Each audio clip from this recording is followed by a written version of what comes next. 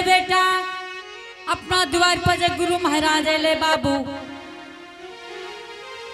हे रे कहल कई हे हरिदास हमरा साथ सत करियो अपने सत क्या ले लिए बेटा। गुरु महाराज हमरा से मधु मांस के भोजन मांगइए। हे रे कहलू तोरा मायके के हरिदास के बध करके गुरु महाराज के भोजन करा दहो। किया बोली बोली बोले पिताजी हमरे मार के भोजन करा दो। बेटा तू अभी बात नहीं बोलिए बाबू, तू ही बात बोले के लायक नहीं छो बेटा। बेटा तू दोनों माँ पुत मिल के हमरा बध कर दहो बाबू और गुरु महाराज के भोजन करा दहो। पिताजी हमरे मार के भोजन कराबियो। तू जा बेटा खेले ले। ठीक है जे पिताजी। हाँ स्वामी हाँ हरनिया बेटा का भने बिला दिल हो स्वामी। हाँ स्वामी हाँ बोलो न हरनिया। भूखल महात्मा दरवाजा पर मर जतो स्वामी ऐ पटना नगरी के नाम स्वामी उठा भाजतो। तोरा कहे हरनिया बहुत लेट भा रहले ये स्वामी ए होई की आई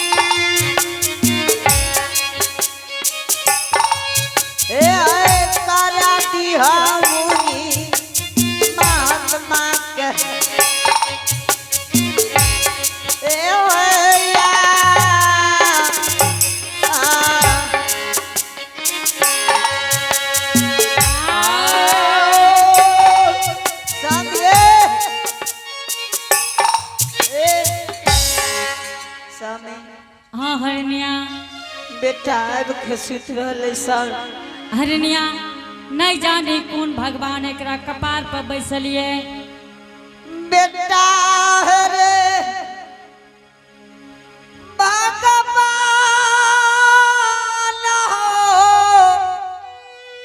ए हरनिया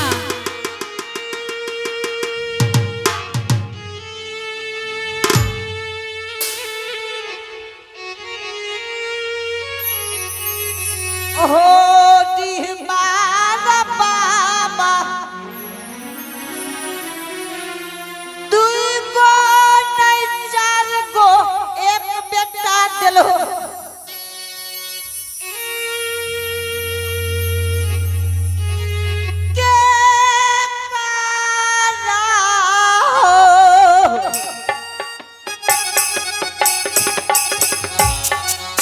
हरनिया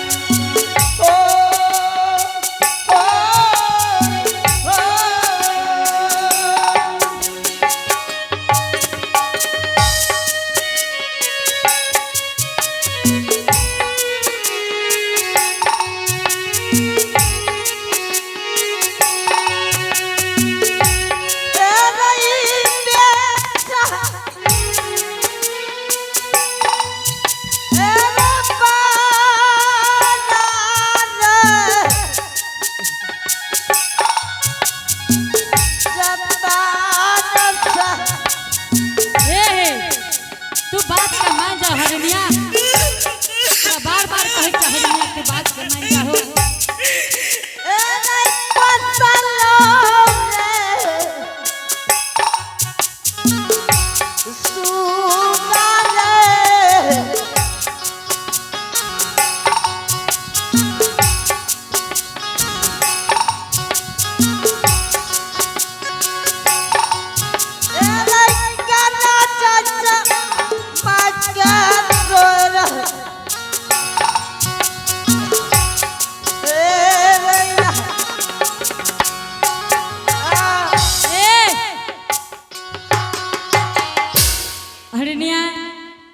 अगर अपने कानई से तो हम बेटा के बाध नहीं कर सकते हरनिया। अगर अपने आदेश करवे बध कर दे तो बध कर देवे हरनिया। गुरु महाराज के भोजन करावे में लेट भा रहले हरनिया। स्वामी हाँ हरनिया। भगवान डिहबार बाबा दुई गो नहीं छर एक बेटा दिल के स्वामीनाथ करो भरल जुआ जवानी में भरल गोद से छीन ले छे सब हरनिया। आग के लहर सामी पैन सुशांत हुई हरनिया। चाहे हरिदास मर मिट जेते हरनिया, लेकिन सत्य का नहीं छोड़ सके छे हरनिया। हम क्या नाम के समना में बाधा करबा हरनिया अपने नहीं कानियो हरनिया। स्वामी हाँ जे करवे स्वामी अब छाती में सैन मारे छे स्वामी जल्दी जे करवे हरनिया। तू अगर आदेश करबो तो हम बंद कर देबे हरनिया। केना कया देश कर पई है हरनिया। अगर कानबो तो हम बंद नहीं कर सकते हरनिया, कारण सत्य के बेला जा रहले हरनिया। अपने हम आँख में पट्टी बांध दियो, हम बंद कर देबे हरनिया। सब हाँ हरनिया। जे करवे जल्दी करियो स्वामीनाथ।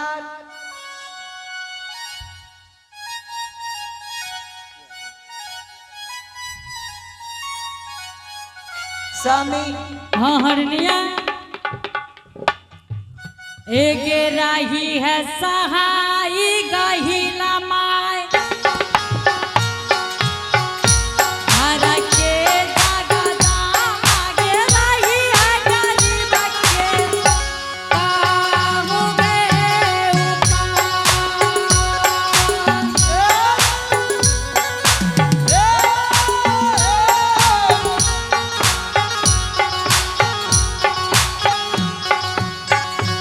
एक राजिया दा सबैया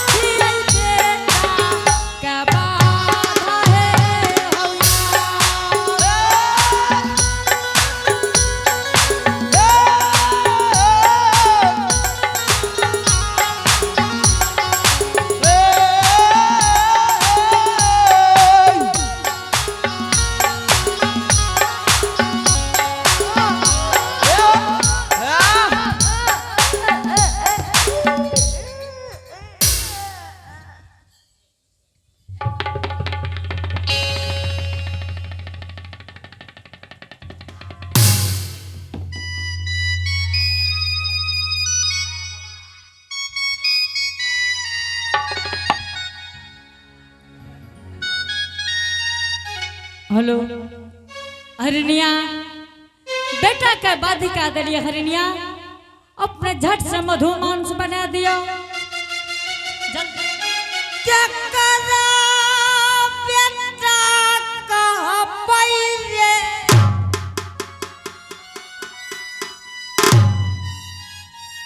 के मामा का पइले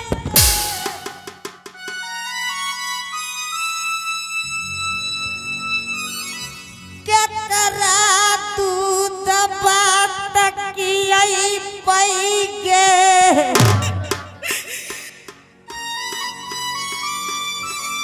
के गोदी में बटतई गे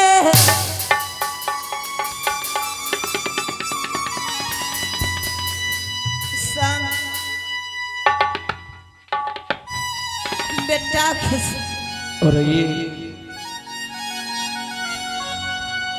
मिथिलेश यादव युवा कमेटी की तरफ से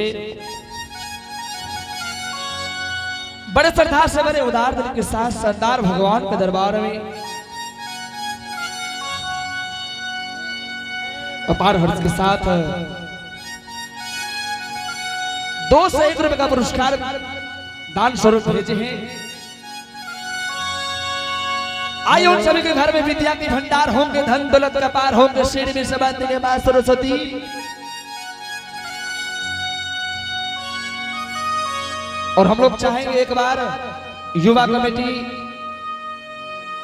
को ताली बजा कर यदि आशीर्वाद दे देते हैं तो इसी तरह आप लोग को इस एक से एक बढ़ करके आप लोग के बीच हर वर्ष के बाद हर तरह हर वर्ष इस बाबा डिहबार के दरवाजे पर, इस दरबार पर, इस मंच पर आप लोग को एक से एक कलाकार मिलेंगे। और आइए युवा कमेटी को एक बार सभी आदमी दोनों हाथ से ताली बजाकर आशीर्वाद दे दीजिए।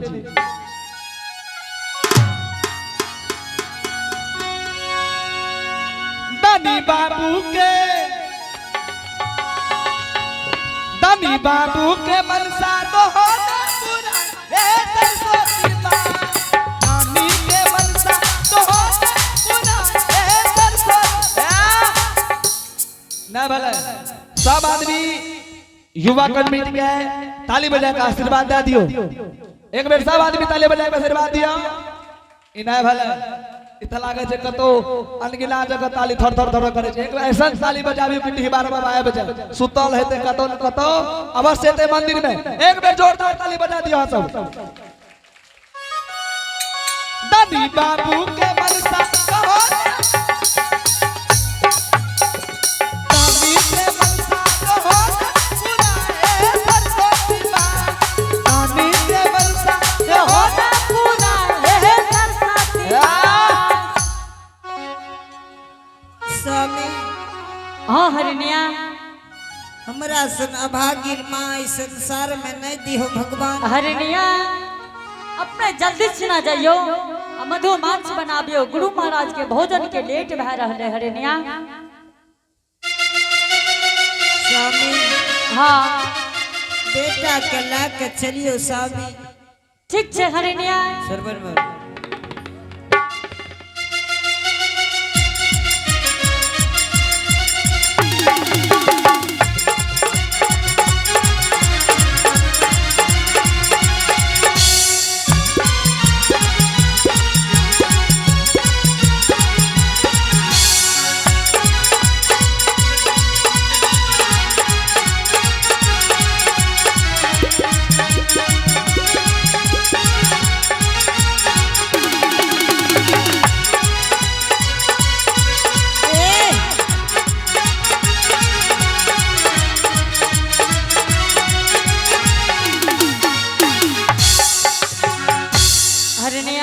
स्वामी हाँ हम जाए छी मधु मांस बनावे के लिए स्वामी।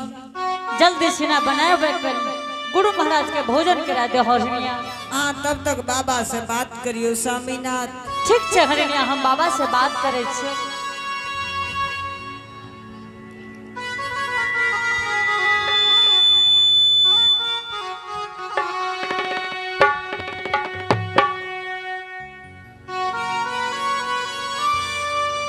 हे हरि सेवक। हाँ महाराज तू बहुत विलम्ब कर रहल छ। महाराज तनिया टा समय अपने के भोजन करा देबे गुरुदेव। भोजन के सामग्री तैयार भए रहले गुरुदेव। हे हो हरि सेवक, हाँ महाराज। अब लगे जा तोरा द्वार पर प्राण नहीं बचतै। महाराज अपने मुख से ही वचन नहीं निकालियो गुरुदेव। अपने के भोजन के व्यवस्था हरिदास कह रहले गुरुदेव। हे हो हरि सेवक, हाँ महाराज। अगर तोरा द्वार पर मर जबा ब्राह्मण बध लिखता। महाराज ये वचन अपने हरिदास के सामने नहीं बोलियो गुरुदेव। अपने के भोजन के सामग्री तैयार भए रहले गुरुदेव। ठीक है जल्दी भोजन करवाओ। ए हो जानो हमारो जईतई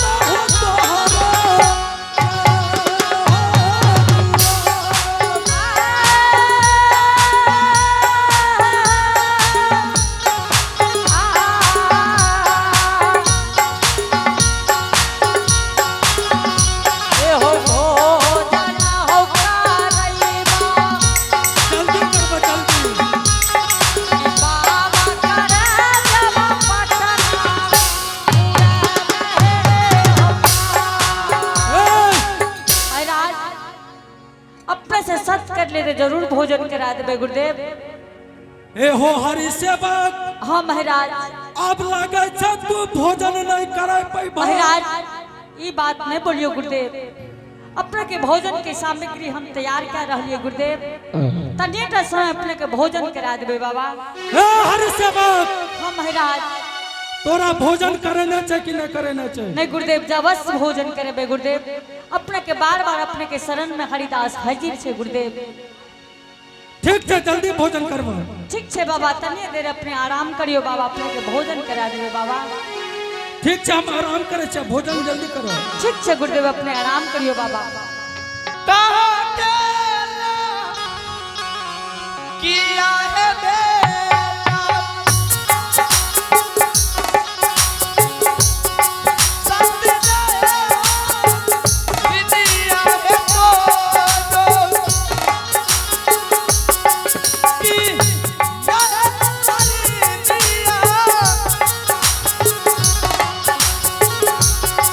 कि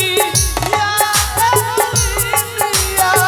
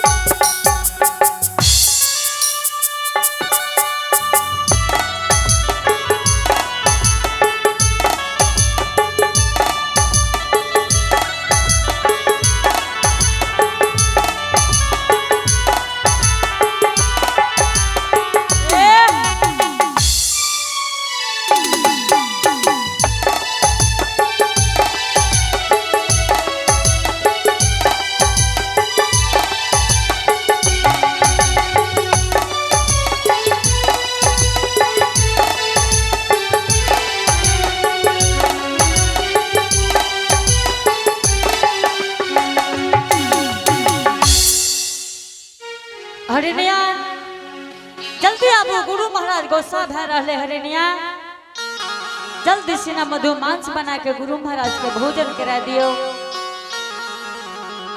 ए हो की या जाचना जाचै छा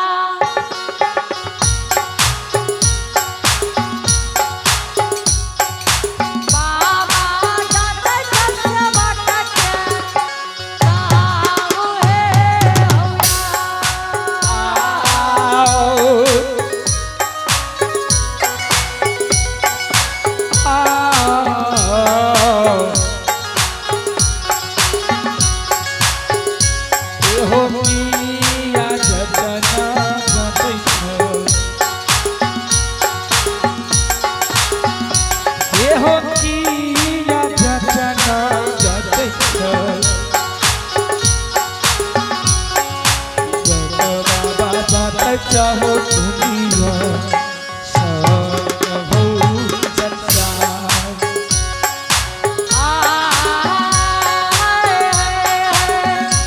है किया हो जचना जाते चलो ये हो बाबा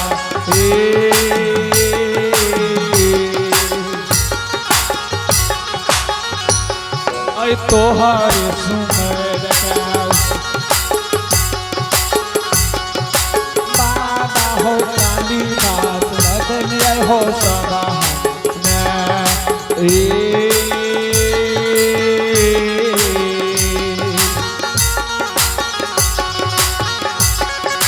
काट हो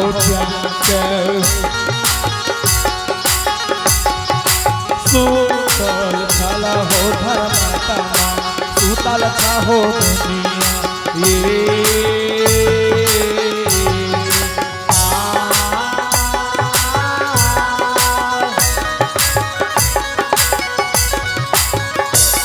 ये हो तोहरे माया से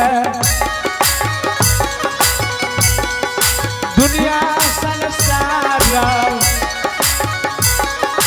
चलई हो बाबा चलते हो जादू साता हो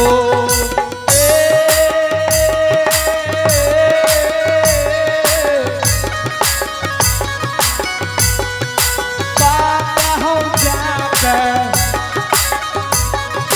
सूता चला हो बाबा हो मैं मारत हूँ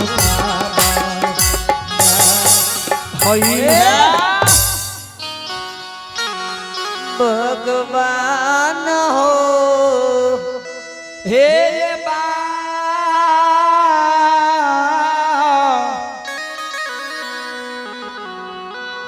बाबू सा भगवान हमरा सन भागिन माई दुनिया में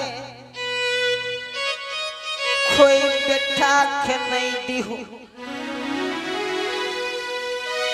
जई बेटा के 6 महीना 9 महीना गर्भ में राख के 10वां मास जन्म दिलियै 6 दिन सोरी सारलियै 6 महीना गंदा पेशाब पोछलियै जाओ।